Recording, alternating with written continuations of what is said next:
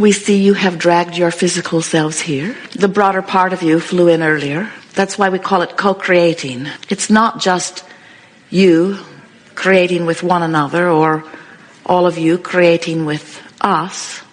It is that in an environment like this, especially as the day progresses, as you relax into the vibrational harmony with who you really are, you come into alignment with the broader part of you. And it's that co-creating that we are always referring to. It is the you letting more of you be here in this moment. It really was your intention when you made the decision to come forth into this physical body to achieve that conscious awareness of that alignment. You knew that you are an eternal being and that you are source energy. And you also knew that you would be coming into the most progressive, most leading edge environment that exists anywhere in the universe. You knew that you would be exposed to other creators, and that through your interaction, that once you settled in and sort of adapted to your new environment, that new ideas of progressive life would occur to you as a result of the interaction that you would have with others. And you, from your non-physical perspective, were so exhilarated about that idea because at that point you were still completely remembering that you are an eternal being and that expansion is inevitable. So you were looking forward to the opportunity to feel the joy of that expansion. You didn't come forth because you needed to expand. You came forth because you love the feeling of expansion. You didn't come forth because something is undone that needs to be done, or something is broken that needs to be fixed, or because there are questions that need to be answered, or solutions to problems that haven't yet been found. You came forth because it is just so exhilarating to be on the leading edge of thought. And you knew that this environment would literally extract from you your version of this expansion. Do you hear that? Your version of this expansion, which means your version matters. Your version is important. Your version is valid. So you said, I know I am non-physical energy. And at that point, you remembered the eternal nature of your being. And you said, it will be so much fun to focus a part of that perspective into a fresh, new, eager, adventurous being. And you weren't worried about it at all. There are no online chat groups there who sit around and talk about the perils of life on planet Earth.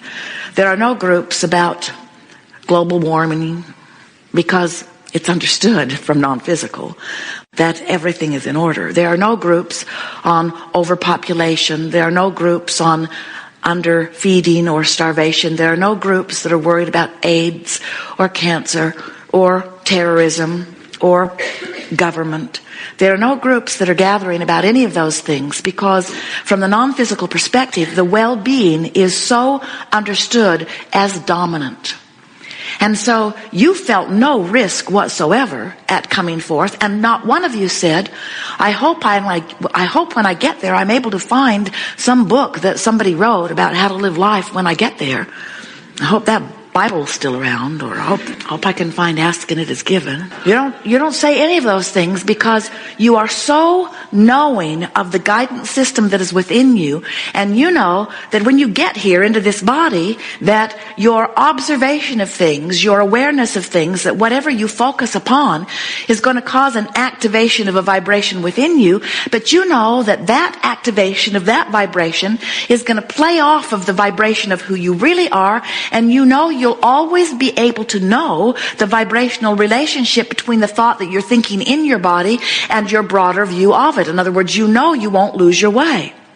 You know that if you find something to love, that you'll feel the harmony of your source loving with you. And that if you find something to hate, that you'll feel the disharmony of your source. Not that your source is punishing you or shaking its finger at you or saying that there is something inappropriate, but you know that when you find something to hate in your physical form, you will activate a vibration that will keep you from being completely integrated with the vibrational nature of who you really are. In other words, you know that that hatred is a divergence or a diversion from who you really are.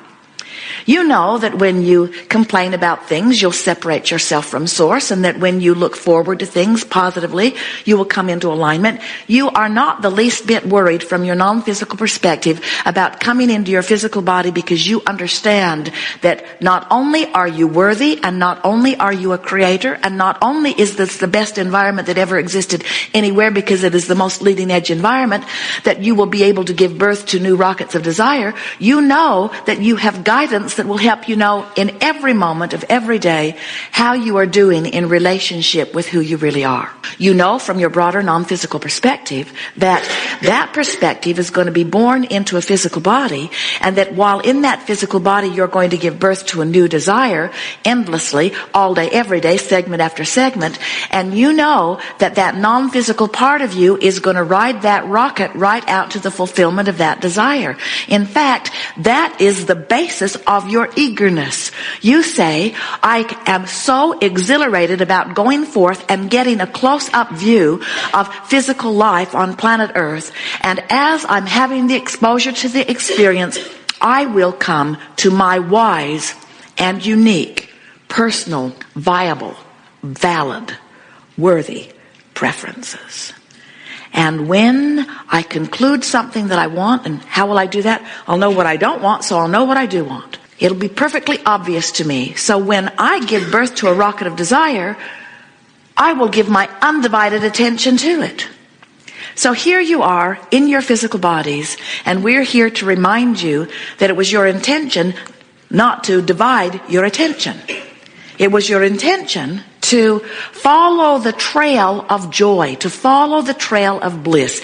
It was your intention to listen to the call of source, which is really self, to listen to the call of that, to benefit by all that you have become through all that you have lived, and now take that knowledge into a new environment and have new experiences for the joy of the expansion. So welcome to planet Earth. We are so glad that you have come forth into your physical body, and we are exhilarated that life is giving you plenty of things to give birth to. We want you to feel with us, and many of you don't really quite understand this part of it. We know that most of you are understanding that you are this non-physical energy before you come into this body. But there are so many humans that don't get it, that non-physical part of you still remains the dominant part of that which you are, even though you're here in this physical body. People want to make it either or. They want to be dead or alive. And we promise you, we are as dead as it gets. So when you understand that you have come forth into these physical bodies from this framework of eternal life, and that you are focused here in this leading edge environment for the express purpose of expressing your opinion. I haven't put it quite that way before. Humans are so ready to say, here I am, I'm little and new and dumb. So I'll ask the other humans who got here first, and we say, not a particularly good idea, because they got more separated the longer they were here in most cases from who they really are. Or you say, I will try to see if I can find some book that has been written by somebody who everybody agrees is really smart, who lived a long time ago and wrote it all down. And we say, from your broader non-physical perspective, that is humorous. Because from your broader non-physical perspective, what you say is, I am the culmination of all that has been lived. And the wisdom that I hold is real and valid and available to you. So why you dig up something that somebody has written, that was written in answer to questions that were being asked a long time ago, not written in response to questions that are being asked today, when you have valid guidance within you specifically tailored to answer what you are about right here and now. And that really is what we are here to remind you about. We call this gathering the art of allowing, and that's really what it means. The art of consciously, deliberately allowing myself vibrational alignment with broader perspective. So you get the sense that, as with any guidance system, the one in your car, The system knows where you are. You program in your desired destination, and then the system calculates the route and tells you how to get from there to there.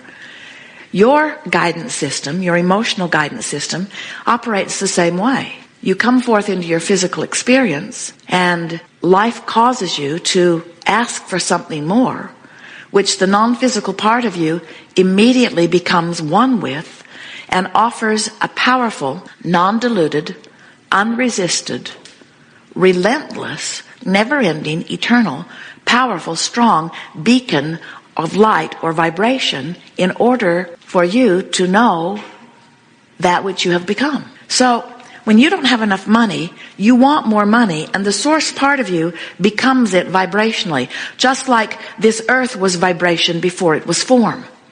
When you are sick, you want to be well, and the non-physical part of you rides that rocket of your desire of wellness and embraces the idea of the wellness so fully and offers the vibration of it so powerfully and offers a beacon of light that calls you toward it, that if you're paying attention to the way you feel, and you care about the way you feel, and you're choosing thoughts that feel increasingly better, then you can, no matter how sick you are at any point in time, move easily, so easily toward that wellness. In other words, where you are in relationship to where you want to be are the only 2 points of relationship that you need to be aware of. And when you understand that you are a vibrational being and that who you really are is offering a powerful vibration, and what you're thinking right now is offering a vibration also, and that those 2 vibrations are playing off one another, and that when you are in alignment with vibration, you feel wonderful. And when you're out of alignment of vibration, you feel awful. That's not hard to understand, is it? Hate feels awful because it's out of alignment. Love feels good because it's in alignment.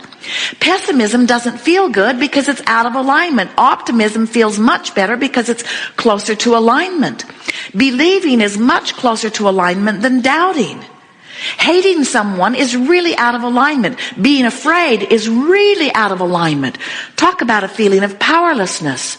So the further out of alignment you are, the more you are perceiving your powerlessness, and the more in alignment you are, the more you are perceiving your power. And it is literally that way, because when you are in alignment, you are all powerful. When you're in alignment, you are offering a combined signal between your conscious thinking mind and that which the broader part of you, which you might call God, we call all that is, source energy, inner being, doesn't matter what you call it. It's the you that is really you. It is the dominant you.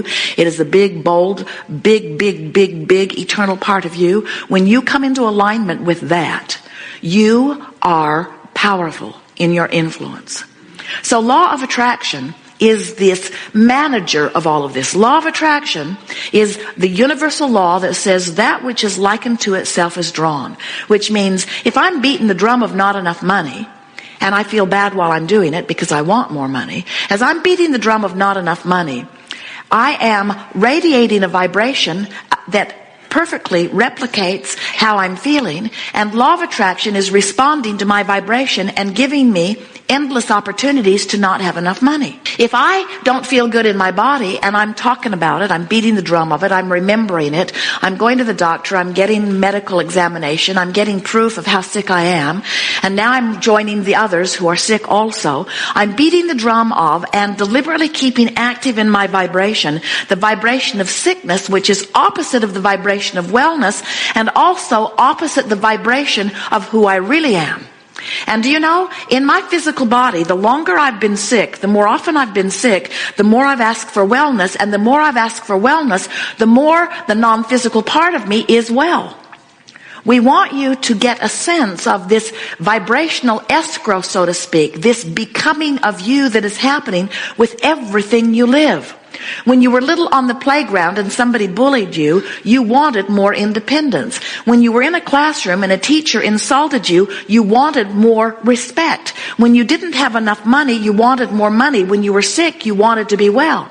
When you were rude to someone, you wanted to be nicer. When they were rude to you, you wanted them to be nicer. So incrementally, day by day, moment by moment, segment by segment, thought by thought, you have been becoming. You've been becoming.